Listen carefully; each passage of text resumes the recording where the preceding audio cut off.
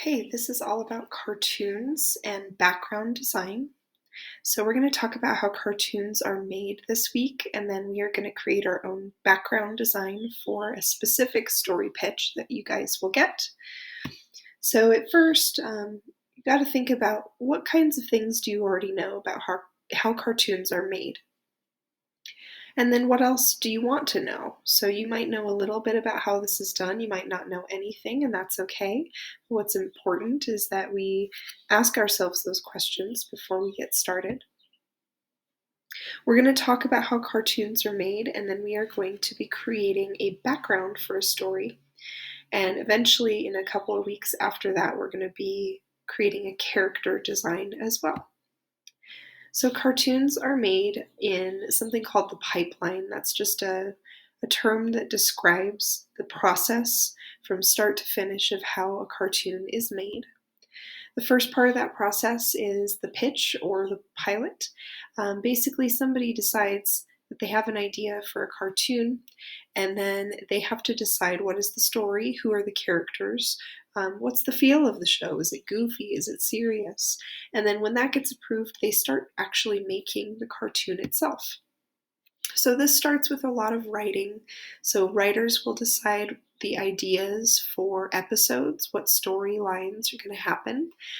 They also come up with character descriptions and storylines for the characters themselves, and then they write scripts for people to voice act to. During this same time, there's artists who are creating the character designs, which we will go into more detail about in a couple of weeks. But basically, an artist will be given a description of the show, the description of the characters, and from that information, they will draw their design ideas for what the characters will actually look like. Here's an example of kind of a character design for a show called Cat Dog that was back in the 90s. And you can see here that they kind of drew up both halves and then cut them in half and stuck them together. Kind of a goofy idea for a show, but that's about how the design process works for the artist.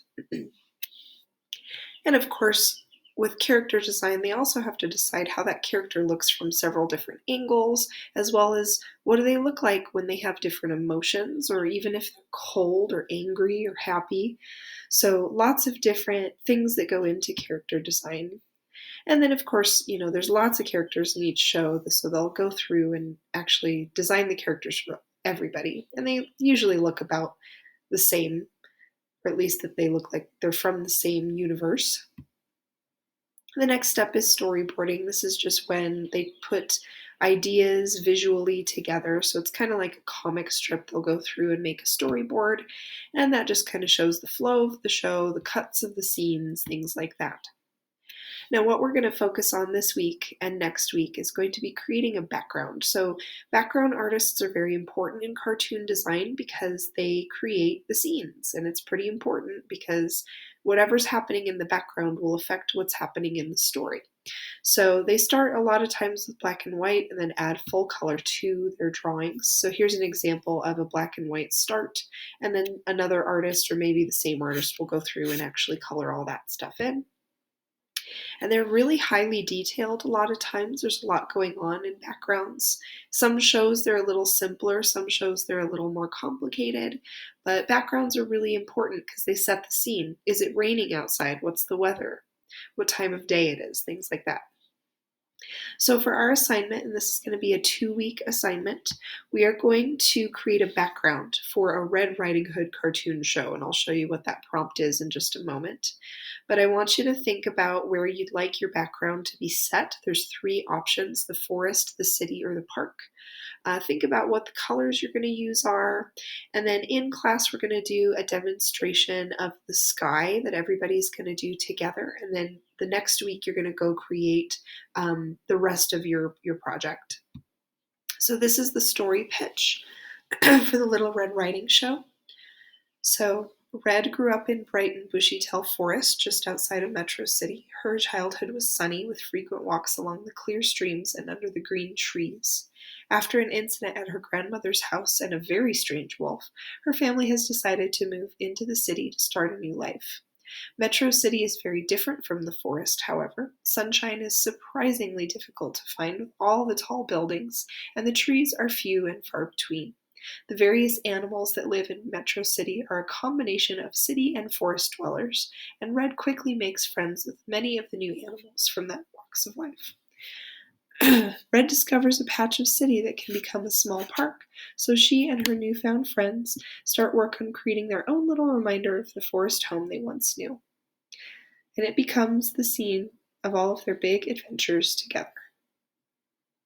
So your job is to take that pitch and decide what you are going to use to create your background. So here's an example of a landscape. And remember, the sky comes all the way from the top of the paper down to the ground. The ground has detail, and then there's things in the foreground. So for this project, I'm looking for you to use great craftsmanship and give me a detailed background that fits this story somehow. So like I said, we're going to be using either the forest, the park, or the city from that pitch idea. And in class, we are going to do a demonstration of how to do this sky background. So I'm going to go ahead and do that today here for you. So the first thing that you're going to do is we're going to find about the middle of the paper, and we're going to draw in our line for where our sky and our ground are going to meet. And then we're going to use crayon to start with. So if you remember a few weeks back when we did our Jean-Michel Basquiat artworks, we did crayon resist, and I'm going to do that same thing this week because it's really fun and it's a nice way to make a nice looking sky. So first I'm going to take a crayon and make my cloud pictures or my cloud sketches. And clouds are usually going to be pretty flat on the bottom, and then they kind of come up and get a little bit puffy at the top, kind of like that. So I'm going to make a few little sketches of some clouds in the background. If you'd like your clouds to look different, of course you can make them look different. Now since I'm going to do a crayon resist, I'm going to go through with a white crayon and try to color inside of those clouds nice and hard with my hand, pushing down hard to get a lot of that crayon wax to come off onto my paper, because that's going to be important when we paint over the top. Then I might go through and add some details with maybe some blue crayon. You could make your sky a different color if you'd like, of course, but because we're doing kind of a crayon resist, I'm going to use some wax from my crayons. I might even put some more white here and there in there just to make it look kind of interesting and different. And then I'm going to go through and I'm going to paint in some of my sky color right over the top of all of that I just did. So remember, when we're doing a crayon resist, you just go ahead and paint right over the top of what you did. You don't have to worry about avoiding the area with your clouds unless you want to. Depending on how hard you colored in with your crayon, they might show up a little bit more or a little bit less. So I'm just going through with my painting right over the top for kind of a fun way to create that sky with that crayon resist technique. And that's going to be step one for the first week of class. So this is end of week one. For week two, you're going to take your dry artwork from last week and you're going to decide what you're going to put in the foreground. So are you going to make it a forest scene? Are you going to make it the park? Are you going to make it the city? So decide what you want it to look like and then kind of sketch out your idea. Maybe I want this to be my city scene. So I might sketch out some buildings in my background. Maybe make a street with some buildings. Maybe there's a sidewalk along the street. Make some of my buildings taller, skyscrapers, some shorter ones, whatever I want it to look like. And then I can go through and I can color those in with marker or crayon or colored pencil, or you can even use more paint. So if I want to make these buildings stand out, and you don't have to do the city, you can do a forest, you can do the park. We're going to do a lot of in-class demonstrations about drawing some of these things together. For buildings, just a really simple way to draw buildings is just to make them all connected like this. Give them some details. Windows and doors are great for that. And then you can go through and color them in. Now notice how I'm making some of my buildings go up into where the sky is, and that's okay.